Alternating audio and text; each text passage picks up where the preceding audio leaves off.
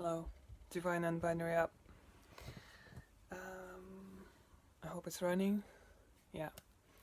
So I've been thinking recently a very interesting thought that I was like comparing. I always look at similar stuff everywhere and then see like, okay, what's the system here?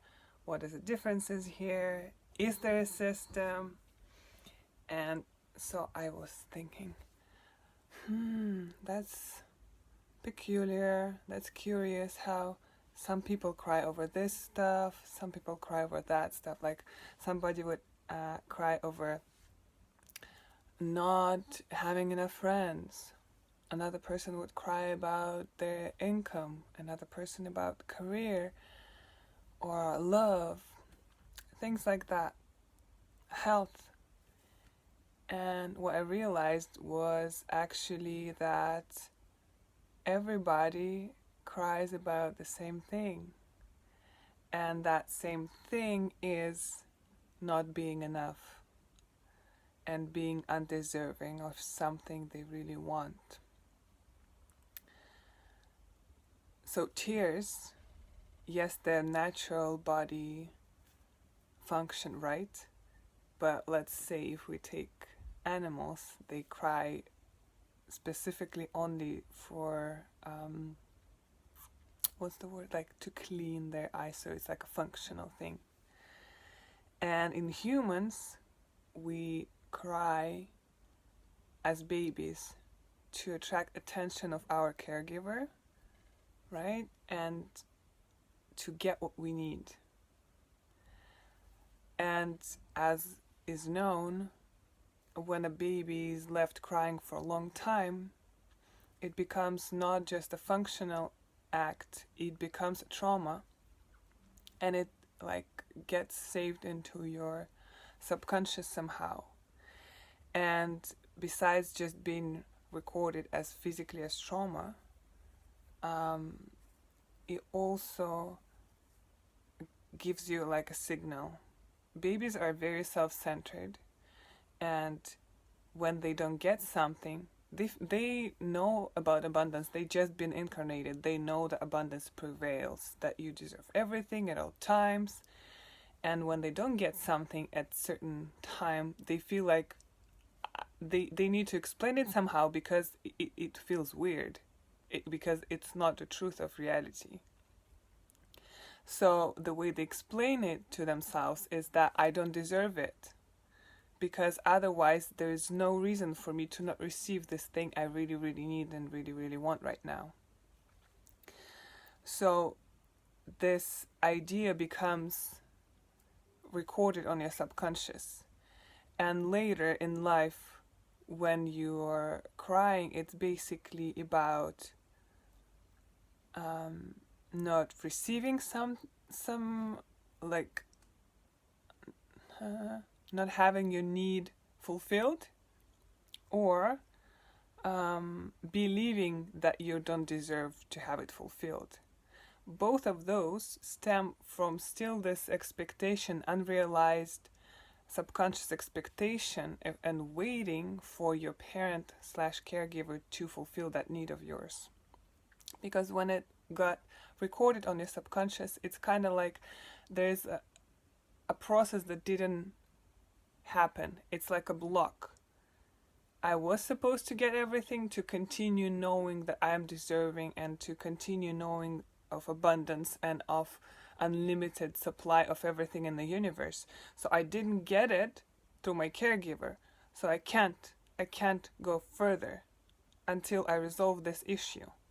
And that's also where all like mommy daddy issues come from, because we keep kind of looking for this other person who will fulfill that need so that we can go further. We don't even know, we don't even think about it. We just feel like that's the only way to get this need fulfilled. So basically, when you're crying, it's an indication that there is this need that is unfulfilled within you. And yes, of course, if I'm crying that I don't know, that my dog ran away, I have a need for my dog to be at home, and it's not there. So you see this again, like I need to have something, but it's not there. So that's an indication of this powerless point that has kind of, what's the word, like gathered within you. Like every thought that gravitates towards this idea that I'm not enough and that I can't receive because I don't deserve receiving, because I'm not deserving, because there's something wrong with me.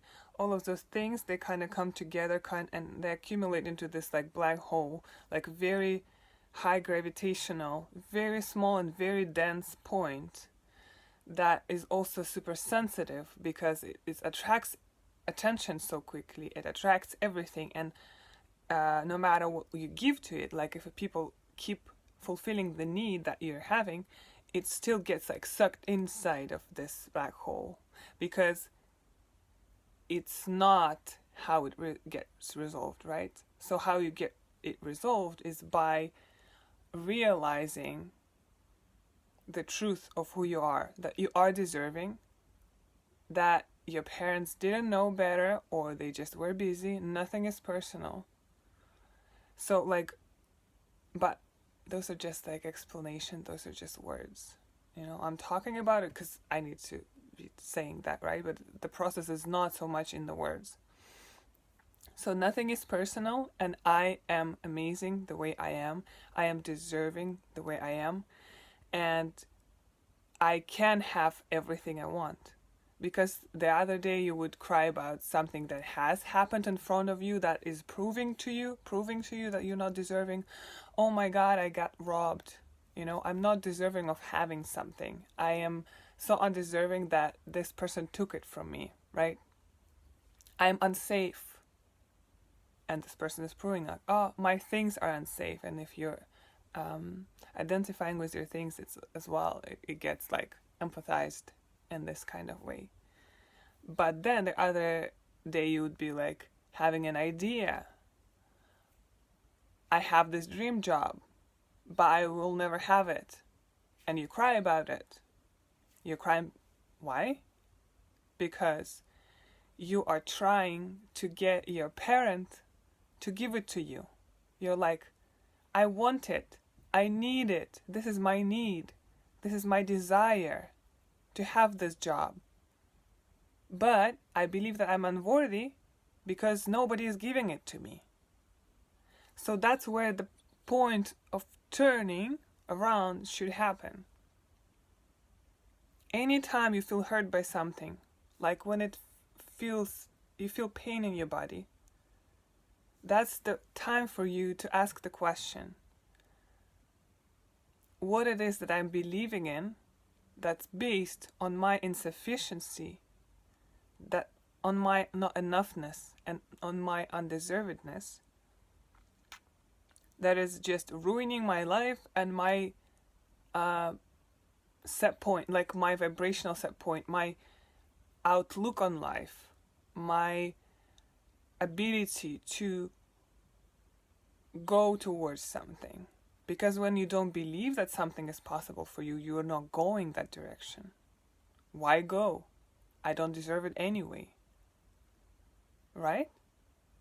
So that's also why we can see sometimes in like this like judgmental attitude a little bit towards people who are like arrogant, they get more, right? Or it's perceived that, the more like you self-centered or somehow crying about things and putting yourself down isn't labeled as self-centered. What am I talking about? I know there is a point, but it's for another video. I'm not sure yet what I'm talking about. So the person who is like believing in their abilities, that's the person who's going to get stuff. And it doesn't matter why they believe in them, right? Whether they had a great family, whether maybe it's also overcompensation for something, right? They also can feel undeserving in certain other areas, but then they overcompensate in this area. You can have abundance in one side and complete lack in another side. And being completely sure that that's how things are. That it's not possible to have it all everywhere all around. That goes to that same thought. Oh, there are things that I deserve, but there are other things that I don't really deserve, or I can't really have. So basically, I think that I'm finished here. I'm not saying tears are bad, if you haven't gotten the point. Everything is a message, basically. It's like when you cry of joy, why you're crying of joy. You can just, be happy. But you are so not used to feeling joyful and undeserving of joy that you start crying because you experience it. It's here. It's the evidence. I feel so overjoyed. I feel so happy. So I am crying because I grew to believe that I do not deserve to be happy or joyful. So just everything is a message. This video is a message. I hope it helped a little bit. I'm gonna go back to my meditation because it kept popping up and distracting me. So have a great day. I love you very, very much.